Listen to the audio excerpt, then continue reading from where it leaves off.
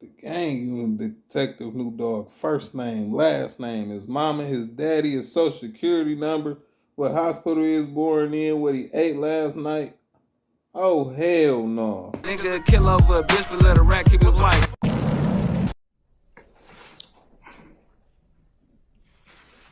That's when that car came along and started shooting at the bus.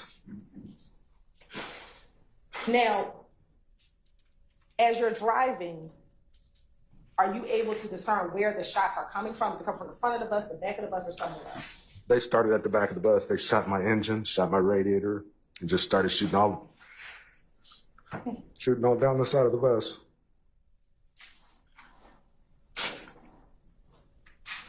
And at the time, so did you have those passengers, were those passengers that came out of the club, were they still on your bus as this bus is being shot up?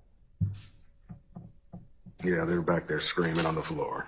You said they were what? Back there screaming on the floor. Thank you, Judge. Sure. Mr. Lewis, good afternoon, sir. Good afternoon. Good afternoon. My name is Keith Adams, and I represent Jeffrey Williams. You don't know Jeffrey Williams, do you? No. He is, however, someone who is named in your lawsuit that you have filed. Is that correct? Yes, it is. Okay, so you are, as you sit here, you are a witness in this criminal case, true? Yes. You've been subpoenaed as a witness to come in and testify. I've been subpoenaed, yes. Right. And you are also the plaintiff in a lawsuit that you have brought against Jeffrey Williams, right? Yes. Let's see, Brian Birdman Williams, correct? Correct. Cash Money Records, right? Correct. Young Money Records, right? Correct. Let's see, Jimmy Carlton Winfrey, correct? Correct. And YSL, the corporation, the company. Is that true? That's true. Okay. You have brought that suit, and you are in fact suing those individuals based on the incident that occurred on April 26th of 2015. Is that right? That's right. All right. Now, I want to kind of get to the crux of this. I want to ask you questions about the incident, but would I be correct in saying that at no time on either April 25th, 2015, or April 26th of 2015, did you ever see Jeffrey Williams? That's true? That's true. All right. In fact, based on the lawsuit that you filed, you know that on the night of April 25th into April 26th of 2015, you know that Jeffrey Williams was hundreds of miles away when this incident occurred. Don't you know that? I don't know that. All right. That's not information that you've garnered during the course of your lawsuit? It's been a lot. I don't try to recollect all that stuff.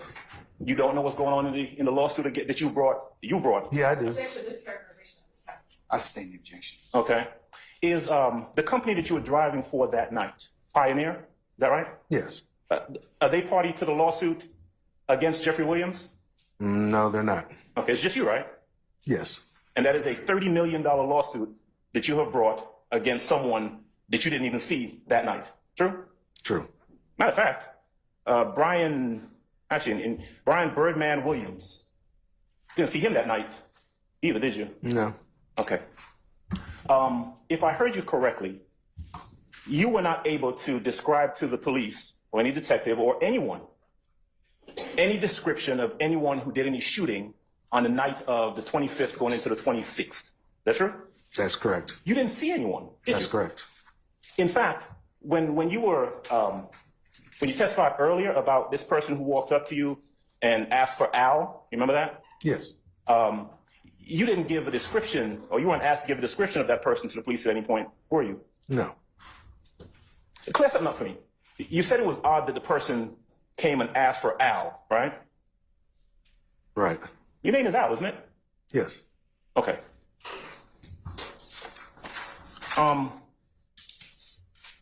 And today is not the first time that you have been called upon to give testimony about the incident of the 25th and 26th. Is that true?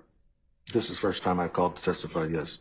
Have you had a deposition as part of your $30 million lawsuit against Mr. Williams? Yes, I have. Okay. And in that deposition, you were asked questions by attorneys, correct? Correct. And you were asked to recount the incidents or the incident on the 25th going into the 26th. Is that true?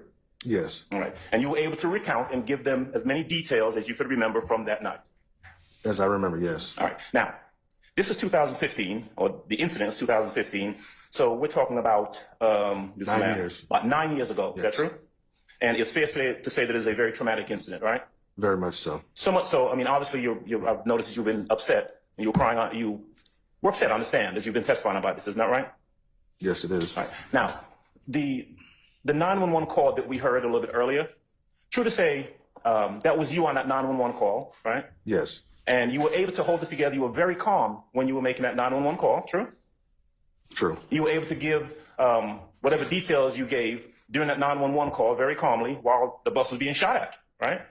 Yes. Okay. And I heard, you tell me if you heard the same thing, on the 911 call, when you were giving a description about this white car and a white truck, there was someone in the background who was kind of telling you, yeah, it was a white car or something like that. Do you remember hearing that? Yes. Okay. Who was that person that was talking to you at that time? Probably was Jim.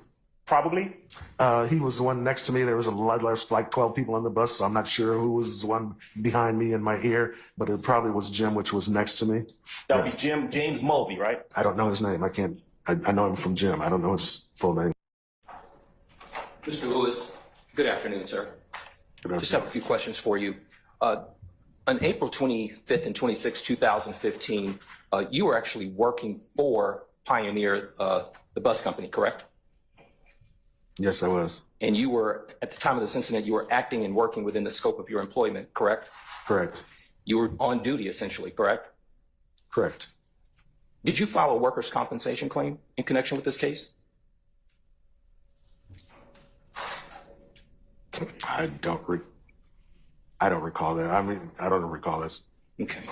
You were not. I was diagnosed with PTSD, so there's some things I don't recall. So that's one of the things I don't recall. So you because don't, of this incident. I understand. Gotcha. You don't recall whether or not you received any compensation as a result of any claim that you would have filed with workers' comp as a result of this alleged incident? During that time, I don't recall a lot of stuff. Okay. Yes. That's all I have. Thank you. Thank you. Explorer parked on the street. Another officer basically said, hey, can y'all come down by the buses? Something about to happen. And so as we come down there, I see an individual take a gun out and put it on the tire of the green Explorer. Once he took the gun out, I basically took another individual and pushed him into him and grabbed the gun and pulled my service weapon. Upon pulling my service weapon, a female that was standing there said, why is this officer pulling this gun on me? And I held the gun up and I was like, y'all need to get on. And everybody started scattering. The individual that put the gun on the tire, I didn't know him at that time. That was later to be determined to be Walter Murphy. When he literally took off running from us. And when he took off running, we start, just a picture is chaos. And so we're trying to pull traffic. We're trying to get everybody away and we're trying to keep from getting hurt ourselves. As I'm standing there trying to help pull people and push where they needed to go, I see an individual that I recognize by the name of Quindarius Zachary. We call him Sick D. When he walked up, I basically said, hey, D, you need to go home. He said, man, you don't know me. I said, the last four of your social is this, your date of birth is this, your mom's maiden name is this. He said, I'm gone. So once he left, I then went back to my post because they needed me to help pull traffic. When I walked back to my post, as I'm pulling traffic, Officer Finney is telling me to stop the white. I stand objection. Two things, Your Honor. It's check on the listener and it's instruction that follow. What was Finney telling you to do? Stop the white Camaro. And did you attempt to stop the white Camaro? I did not. Why not? Because the car had hit the gas and I wasn't going to get hit. Was the white Camaro coming towards you or going away from you? The white Camaro was basically coming northbound on Brady towards Alvin. Would you draw an arrow showing the direction that the white Camaro was coming? And using the 5E duplicate that you have already marked on, would you please indicate where the green Explorer was? The green Explorer is the X down the street. Would you put GE next to it? And would you indicate where the tour buses were generally in relation to the green Explorer? And would you also draw that on the screen in front of you? And were the 20 to 30 people you were describing people that you were associating with Glasgow? Yes. When you prepared the report of this incident, what did you do with it? What do you mean? Did you reach out to determine who was leading the investigation? I did that before I even did the report. And who was it that you determined was leading the investigation? Detective Racy from Cobb County. Did you do anything in order to assist Detective Racy Yes. during his investigation? Yes. Would you detail for the jury the steps that you took to assist Detective Racy in his investigation? I reached out to Racy because him being in Cobb County and us being in Atlanta, I knew he wouldn't be familiar with what was going on. I explained to him that I was at the club that night. I explained to him what I do on a day-to-day basis, and also that I was familiar with the individual that was driving a white Camaro. I then went to... Pause for a second. What was it that you explained you did on a day-to-day basis? that I was a gang detective. All right. Go ahead. And if you could slow down your account for me just a little bit so the court reporter and I can keep up. Okay. Go ahead. Upon speaking with Racy, I believe that was Monday. I had left a message Sunday for him to give me a call Monday. Once we talked, explained to him what happened, gave him the details of what happened, and it also explained that I believe I knew who was the driver of the Camaro. I just didn't know his government name. And so on Monday, myself and my partner, Lakia Gaither, she's better at finding people, so she started searching. I'm going to object on two grounds. It's just- In the narrative testimony, Is it, I mean, non-responsive? Because he's on direct, so he can testify. Yes. Okay, all right. So, and what else? What's the other basis? Also, his conduct, what he did, and what he told Detective Racy is not relevant to this act. All right, I'm going to overrule that particular objection. I'll sustain the first one now. Okay, so we need to rephrase part of it. Monday, when you spoke of Monday, reaching out to Detective Racy, was that Monday, April 27th? Yes, I believe.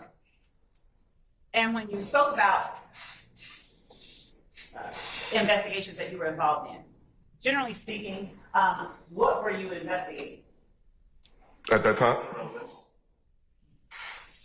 I'm going to overrule the objection, but before you launch into this next area, it's 10 after. Okay? All right.